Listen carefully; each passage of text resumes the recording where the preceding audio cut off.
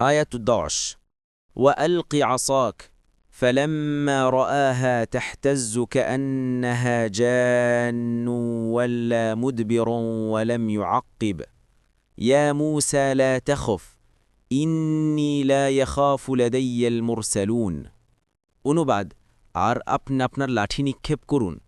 তারপর যখন তিনি সেটাকে সাপের মতো ছুটোছুটি করতে দেখলেন তখন তিনি পিছনের দিকে ছুটতে লাগলেন এবং ফিরেও তাকালেন না। হে মুসা, ভীত হবেন না, নিশ্চয় আমি এমন যে আমার সান্নিধ্যে রাসূলগণ ভয় পায় না। তাফসির সূরা আল আরাফে ও সূরা আশ-শুআরাতে এজন্য থুরবান শব্দ ব্যবহার করা হয়েছে, কিন্তু এখানে একে জান শব্দের মাধ্যমে প্রকাশ করা হচ্ছে। জান শব্দটি বলা হয় ছোট সাপ অর্থে। এখানে জান শব্দ ব্যবহার করার কারণ হচ্ছে এই যে দৈহিক দিক থেকে সাপটি ছিল অজগর, কিন্তু তার চলার দ্রুততা ছিল ছোট সাপদের মতো।